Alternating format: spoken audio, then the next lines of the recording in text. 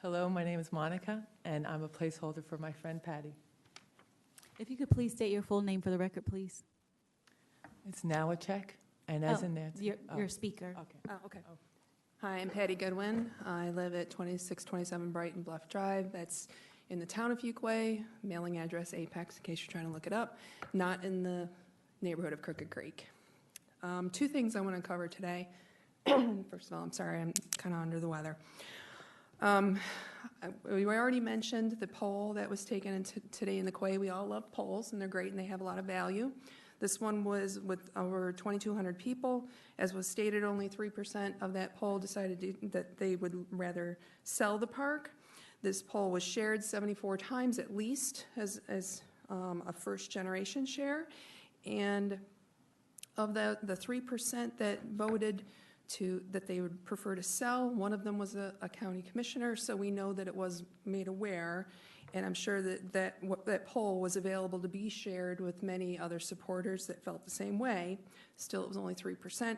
And I'm also including in this for the record that I'm going to hand to the clerk when I'm done, is that this is not just Fuquay Varina. That includes, today in the Quay includes people from Fuquay, Raleigh, Holly Springs, Willow Springs, Andrew, Apex, Cary, Lillington, Garner, and Clayton.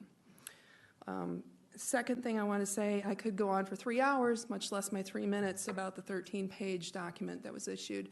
I just want to say also, one point I hadn't heard yet today was how it was said that we can't do this because it wasn't in the master plan. But if you go back to the June 18th, 2018 meeting, there was an exchange with Frank Cope that clarified the master plan has nothing to do with new parks. It only covers existing parks and things that are going to go into that. So, and he also further clarified that if you were to purchase the land, it would not interfere with any other projects that were ongoing.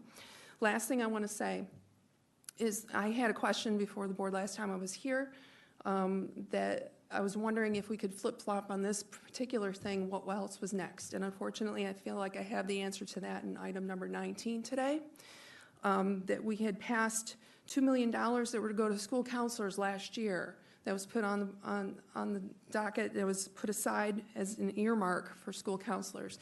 And today that is being asked to be repealed.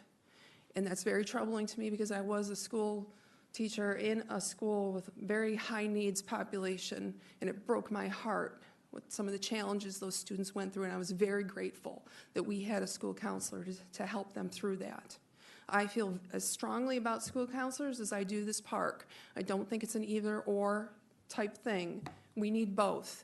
And it is very troubling to me, tacking on to some of the things that were already said about integrity mattering and being able to stick by our word and having people rely on that word, that this is the next thing in line that's getting flip-flopped. And I hope to hear who wants it, why, and what is that money going to go to now instead today. And those are not rhetorical questions. I hope somebody does answer that because I'm going to stay around and hear what you have to say about that. I'm very interested in that. Thank you for your time.